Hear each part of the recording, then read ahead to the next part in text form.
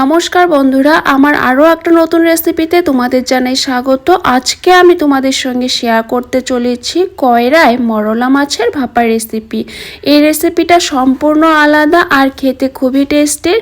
এই মরলা মাছের রেসিপিটা যদি এইভাবে বানিয়ে দেওয়া যায় তাহলে এক থালা ভাত এক নিমেষেই শেষ হবে, খেতে খুবই ভালো লাগে। আর ভিডিওটা না টেনে শেষ পর্যন্ত দেখার জন্য অনুরোধ রইল। তো চলো কথা না বাড়িয়ে শুরু করি।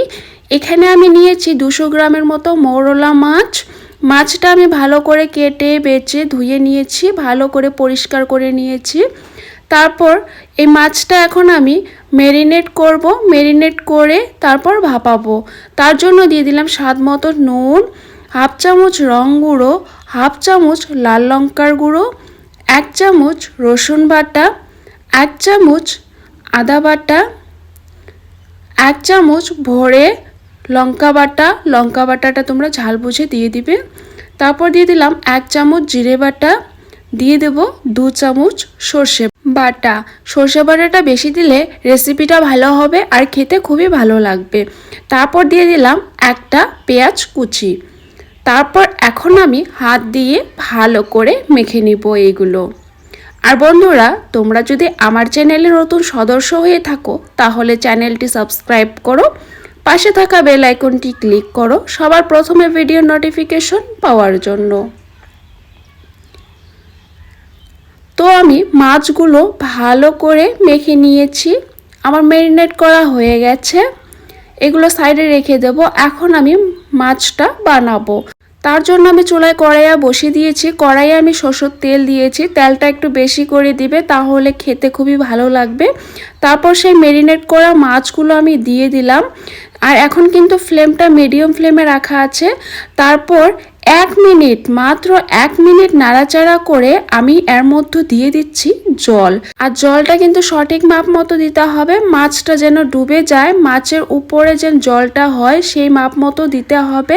তো তোমাদেরকে দেখিয়ে দিচ্ছি, দেখো। তো জলটা দেওয়ার পর আমি একটু নাড়াচাড়া করে এখন আমি 5 থেকে 6 মিনিটের মতো ঢাকনা দিয়ে রেখে দেব। আর ফ্লেমটা কিন্তু আমি মিডিয়াম ফ্লেমে রেখে দিয়েছি। আমার 6 মিনিট হয়ে গেছে, দেখো জলগুলো কিন্তু শুকিয়ে গেছে, একটু জল আছে। এখন আমি নাড়াচাড়া করে নেব।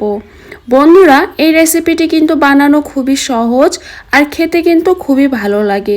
তোমরা কিন্তু সহজে এইভাবে বানিয়ে খেতে পারো। তো মাছগুলো আমার ভাপা হয়ে গেছে। মাছগুলো কিন্তু দেখো গোটা গোটাই রয়েছে, একটাও কিন্তু ভাঙেনি। আর তোমরা কিন্তু বেশি নাড়াচাড়া করতে যাবে না, না হলে কিন্তু মাছগুলো ভেঙে যাবে। তারপর নাড়াচাড়া করে নেওয়ার পর আমি উপরে ছিটিয়ে দিচ্ছি ধনেপাতা। ধনেপাতাটা দিলে আরও খেতে ভালো লাগে, ঘ্রাণটা বেশ সুন্দর আসে।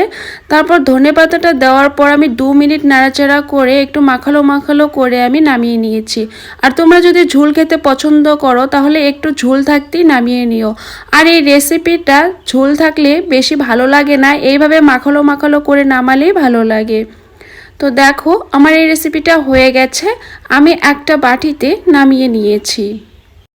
তো বন্ধুরা, তোমাদেরকে তো দেখিয়ে দিলাম এই মরলা মাছের ভাপা রেসিপিটা বানানো কত সহজ। তোমরা কিন্তু ঝট করে বানিয়ে খেতে পারবে আর এক থালা ভাত এক নিমেষেই শেষ হয়ে যাবে, তোমরা বুঝতেই পারবে না। তো রেসিপিটি কেমন হয়েছে কমেন্টে কিন্তু অবশ্যই জানিও। আর এরকম নতুন স্বাদের রেসিপি দেখার জন্য চ্যানেলটি সাবস্ক্রাইব করো। দেখা হচ্ছে অন্য কোনো নতুন রেসিপি নিয়ে। সবাই ভালো থেকো, সুস্থ থেকো।